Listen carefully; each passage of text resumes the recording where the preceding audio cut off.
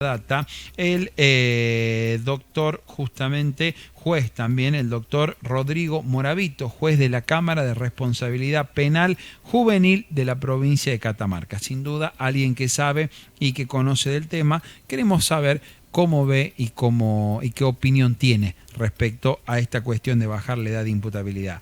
Doctor, bienvenido a Medios Rioja. Para Alta Data, Matías e Ivana los saludamos. ¿Cómo le va? Buen día, Matías. Buen día, Ivana. ¿Cómo les va? Un gusto poder charlar con ustedes. No, por favor, Buen Doc. día, Gracias a usted por recibirlo. Bueno, hay una información que dice que el gobierno habría bajado el proyecto de ley de reformar la edad de imputabilidad en Argentina. Pero más allá de eso, ¿qué opinión le merece a usted que se esté hablando de esto, que en algún momento se vuelva a reflotar y que la edad pase de 16 a 14 años, que en un principio era 13, ¿no?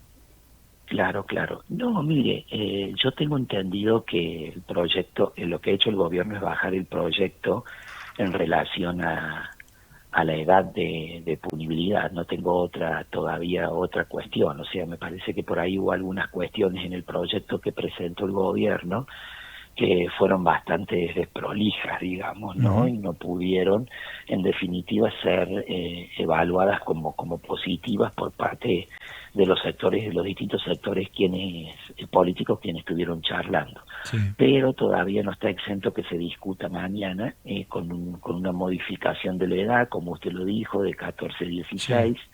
De 16 a 14 en realidad, y bueno, con otras, evidentemente con otras cuestiones que escapan a nosotros, sobre todo la presupuestaria, ¿no? Para poder poner en marcha este proyecto. Bueno, yo tengo una opinión ya muy conocida a nivel nacional. Yo no estoy de acuerdo con la baja de punibilidad, pero no por el desacuerdo mismo, ¿no? Sino porque evidentemente la evidencia empírica y otras cuestiones legales y convencionales lo impiden claramente. En cuanto a la evidencia empírica, el delito adolescente no supera en el país entre el 3 y el 4% del 100% del delito en general. Eso no significa que nosotros no tengamos que abordar las causas de esos delitos o los orígenes de esos delitos. El problema es que con una ley para bajar o para castigar o para sancionar a los adolescentes, porque además los 13 años ni siquiera es una ley para sancionar a adolescentes, es una ley para castigar ya prácticamente a niños muy chicos. ¿Sí? De hecho, en algún momento ustedes escucharon que alguna funcionaria de este gobierno dijo que tenía que ser a 12. Sí. Entonces, es un gran problema porque evidentemente de qué manera estamos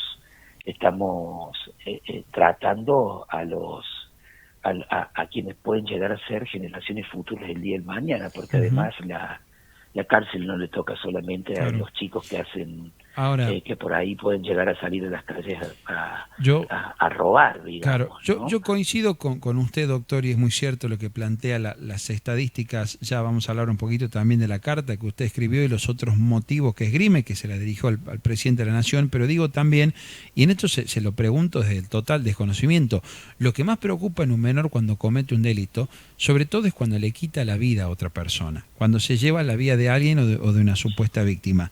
Digo, no hay ninguna manera de consensuar, de buscar un punto medio entre, está bien, la edad de imputabilidad puede ser una, pero para quien mate en ocasión de robo o en cualquier otra ocasión dolosa, no hablemos de cuestiones culposas, y tenga una cierta edad por debajo de la imputabilidad, ¿pueda tener alguna pena similar a la de un adulto? Mire, no.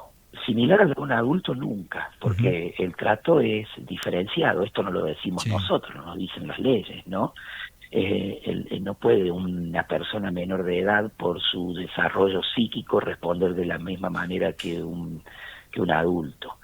Primero porque esto no lo decimos nosotros, los jueces, los fiscales, los defensores, los abogados y las abogadas, lo dicen la neurociencia. La neurociencia dice que el desarrollo del cerebro humano, especialmente en los adolescentes, no es de la misma manera que la de un adulto. Lo que pasa es que históricamente a usted le ha aplicado a los adolescentes penas de adultos, porque las penas que usted le aplica son las mismas del Código Penal, que son las mismas que se le aplican a los adultos. No hay penas para adolescentes y penas para adultos.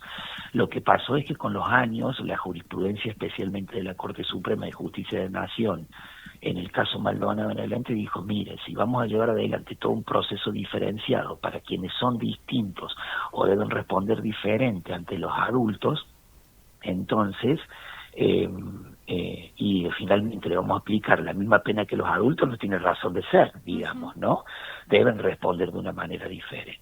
Eso en cuanto al fin de su pregunta. En cuanto a los homicidios, claramente son los delitos más graves que existen con los que se sanciona en el Código Penal.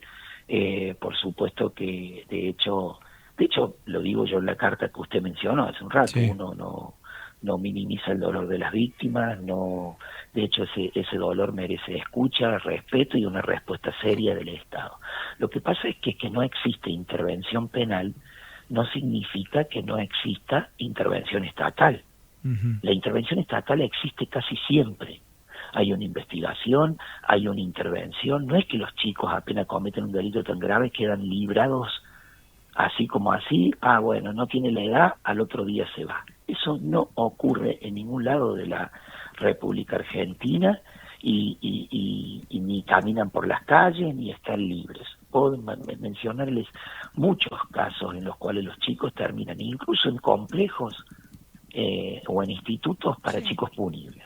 ¿Sí? Claro. No hace mucho, por ejemplo, el caso de la Goulaye, no hace mucho, bueno, ahora 2 años, ya no recuerdo, pero de la Goulaye, en donde un niño de 12 años mató a otro niño de 12 años, ¿sí? Su amigo. Fue un caso muy conocido, muy resonante. Y ese chico terminó en el complejo Esperanza, por mucho tiempo, ¿sí? Después, no sé, uno le pierde los pasos porque, bueno, evidentemente son casos de otras provincias, ¿no es cierto? No va siguiendo los casos por casos, pero le puedo asegurar que en la mayoría de los casos no se liberan así. Lo que pasa es que esa intervención estatal, Matías, Ivana, es una intervención a veces, yo no soy quien para decir pobre porque en definitiva no conozco la realidad de los sistemas de protección integral de cada provincia, ¿sí? Pero lo que le puedo decir es que en la mayoría de las provincias, porque esta es una crisis que atraviesa el sistema de protección de niños, niñas y adolescentes en Latinoamérica, es la baja cantidad de presupuesto que tiene. Tiene muy poco presupuesto, tiene muy poco recurso humano y material para poder trabajar. Entonces, esa respuesta, que no es penal, pero que sí debe existir, esa intervención estatal, muchas veces choca con esta problemática. Bueno. Y esa problemática de falta de presupuesto es pura y exclusivamente política. ¿Sí? Porque, sí. Doctor, respecto a esto, buen día, lo saludo nuevamente y en una frase específica de su carta abierta, esto que menciona, ¿no? El derecho penal no repara lo que el Estado no supo cuidar a tiempo. Y justo tocando el tema del financiamiento, vemos siempre desde las políticas nacionales que se habla mucho de reforzar el personal policial, sacando el tema hoy de Santa Fe específicamente, pero se habla mucho de la fuerza de seguridad, pero no se habla del financiamiento a la educación. Hay un concepto errado, considero yo, usted me dirá su opinión, de que el delito, entre comillas, no se combate con más seguridad, sino con más educación. ¿Siente que también hay un descuido de la educación y la protección de los menores, no solamente en este gobierno, sino desde hace tiempo? Yo, pienso, Ivana, que en definitiva lo que no hay es un abordaje serio y concreto de los casos de las causas que generan la comisión de delitos. Mire, una de ellas es la educación, sin lugar a dudas, ¿sí? En eso coincido con usted. Pero, por ejemplo, también la pobreza. Hoy 7 de cada 10 chicos son pobres en la República Argentina. Estos son datos de UNICEF, no son datos que a mí se me ocurre decir, ¿no? 3 de cada 10 son indigentes o se encuentran en situación de pobreza extrema. Sumado que parece ser que la sociedad tiene como también un gran, no digo todos, porque las generalizaciones no son buenas, pero existe demasiada aporofobia, ¿sí? Esa fobia a los pobres también aparentemente, porque parece ser que rápidamente los etiquetamos como personas que pueden llegar a estar involucradas con conductas delictivas, y tampoco es así, porque pobreza no es sinónimo de delincuencia, pero pobreza sumado a la falta de educación, a la falta de oportunidades, a la violencia, que muchas veces estos chicos traen desde el hogar, en muchas ocasiones a ausencia de padres. Los abusos. ¿Sí? Otros casos de violencia. Y, por ejemplo, la falta de oportunidades.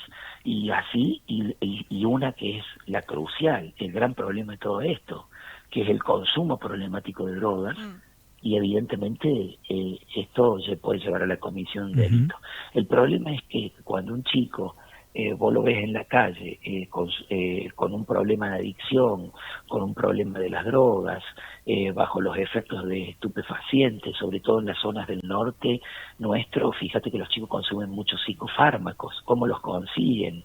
Bueno, hay todo un problema acá, vos lo ves en la calle, en esa situación pidiendo, sin que haya cometido un delito, ahí es donde tienen que actuar los sistemas de protección antes de que pueda llegar a recaer en una conducta delictiva, porque sabemos que los chicos que tienen consumo problemático y posteriormente pueden llegar a tener una adicción, porque ser consumidor no es lo mismo que ser adicto, ¿no? Pero trae una gran cuestión, un gran problema.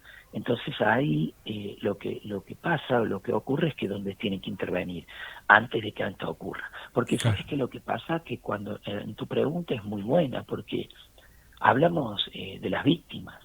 Siempre hablamos de darle respuestas a las víctimas, de proteger a las víctimas, pero ya estamos hablando de víctimas. Los niños son víctimas de un sistema. Y con una ley de baja de la edad de punibilidad, una ley que endurezca más el sistema penal, que además la Argentina de endurecer el sistema penal y de medidas cortoplacistas tiene millones de ejemplos. Uno de ellos es el famoso caso con una petición legítima por parte de su padre, que era el de Axel Bloomberg y las reformas Bloomberg. Y posteriormente con Petri se volvieron a reformar. En el 2004 se reformó con Bloomberg el Código Penal, en el 2017 con la reforma Petri. Y sin embargo seguimos hablando cuestiones de inseguridad. Ahora, doctor, ¿y cómo se maneja esta cuestión de la reincidencia? Recién hablamos de uno de los delitos más graves, que es el homicidio, ¿no? Y sobre todo el daño que genera a los familiares y a las víctimas, a la familia de la víctima. Pero ¿qué hacemos ante la cuestión de la reincidencia, ¿no? En algunos casos no son tantos los menores que mientras son inimputables le quitan la vida a más de una persona, pero sí por otros delitos menores vemos altos índices de reincidencia. ¿Cómo hay que trabajarlo en ese caso? Mira, te cuento, Matías, porque esto es algo muy complejo, en donde hay que sentarse y conversar. No puedo sentarme a debatir la baja de la punibilidad levantando la mano, aprobando o desaprobando, ¿sí? Me parece que el delito requiere digamos, abordaje serio para dar una respuesta seria del Estado. Pues toca los homicidios. Si vos entras a la página del Ministerio de Seguridad de la Nación, en este momento la tasa de homicidios cada 100.000 habitantes es en Argentina del 3,8. Sí, esto lo anunció, de hecho, hace muy poco, Patricia Bullrich, que es la misma que anuncia llevar adelante la baja de la edad de punibilidad. La senadora actualmente, Patricia Bullrich, cuando era ministra de Seguridad, dijo que con ellos, con este gobierno nacional, en realidad el delito había bajado al 3,8, del 4,4 al 3,8 cada 100.000 habitantes. Eso es el homicidio, digamos, en general, digamos, por todo. Si eso separo los punibles, no hay problema, porque entre 16 y 18 los chicos responden. De hecho, la mayoría de los homicidios cometidos por adolescentes son como punibles. ¿Sí? Y si eso le quito los no punibles y tomo, por ejemplo, Buenos Aires, el delito no llega al 1% en el conurbano bonaerense, el homicidio. Y si tomo de allí Córdoba, Santa Fe y Mendoza, por ejemplo, llegamos al 1,5. Eso no significa que el homicidio sea grave y que tengan que abordarlo. Pero me refiero al 1,5 dentro del mundo adolescente, no en el global de ese 3,8, que es mucho menos. Y de hecho la mayoría de esos homicidios son cometidos por disputas entre jóvenes, en muchos casos peleas, ¿sí? En muchos casos en disputas barriales. Bien. Y por cuestiones de inseguridad, digamos, no hay mucho. Eso no significa que lo minimicemos, pero necesitamos una respuesta estatal seria y profunda en esos casos. La última de mi parte, doctor. ¿Hay ejemplos de otros países que hayan bajado la edad de imputabilidad y que esto haya reducido el índice de delitos de menores, de que esto haya mejorado la situación, o directamente se empezó a ver todavía personas mucho más jóvenes delinquiendo? Tengo una respuesta muy concreta a esa muy buena pregunta, Matías. Y gracias por hacérmela. Mira, Argentina te dije que tiene una tasa de homicidio del 3,8. Sí. El otro país que tiene una tasa de homicidio similar, un poco más baja, entre 3,4 o 3,2 es Cuba. Uh-huh. Salvando los regímenes políticos, que son absolutamente diferentes, y uno no habla de eso, en políticas criminales evidentemente son similares, ¿no es cierto? Sí. Entonces, tienen la edad de 16 años y tienen tasas de homicidio más bajas de Latinoamérica. Y Uruguay, por ejemplo, Uruguay, no puedo decirte absolutamente todos los países porque no nos dan los tiempos en la radio, pero por ejemplo Uruguay y Brasil, que son dos países aquí cercanos, de hecho donde veraneamos bastante, donde suelen ir a la gente a veranear, etcétera, tienen tasas de homicidio, pero muchísimo más altas y tienen edades más bajas. Tiene 14 Uruguay la edad, Uruguay tiene la edad en 14 y tiene una tasa de homicidio del 10,4. Claro. Brasil tiene edades en diferenciadas en 14 y para algunas cuestiones en 12 y tiene tasas de homicidio del 23 y pico. Evidentemente la baja de la edad de punibilidad y otras cuestiones como endurecer la ley penal no son suficientes para esto. Tal cual. ¿No? Evidentemente, empíricamente no lo demuestra así. Sin duda. Doctor, le agradecemos estos minutos, ha sido muy amable. No, por favor, a ustedes, que tengan un buen día. Saludo a todos la gente riojana. Gracias, gracias. Abrazo enorme por usted también y todos los hermanos catamarqueños. Bueno, ahí estaba la palabra del doctor Rodrigo Moravito, juez penal juvenil. Bueno, una opinión sumamente importante, Ivana, para tener en cuenta, porque habla alguien que está en la trinchera, como decimos habitualmente, en esta área de la justicia penal juvenil, con una postura muy clara.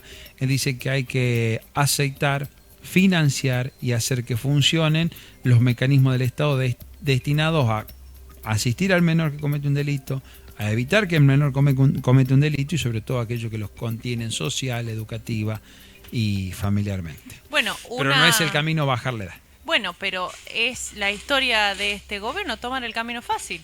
Lo ha hecho con las pensiones con discapacidad. Lo ha hecho con la baja de un montón de programas, lo ha hecho con el control de un montón de servicios de asistencia del Estado. El camino fácil es cortar de raíz, sacar una ley y no investigar, no solo qué pasa, es como dice el doctor, sino por qué está pasando. Tal cual. Y hacer el caminito de hormiga, en vez de quejarse de todos los años que para ellos del peronismo fueron en vano. Bueno, ya llevan 2 años, empiecen a demostrar que sus años valen, no solamente es decir no roben, bueno, ustedes tampoco roben, no solo es decir el Estado, bueno, ustedes también trabajen para el Estado. Entonces, es el camino de este gobierno, siente que lo solucionan de esa manera.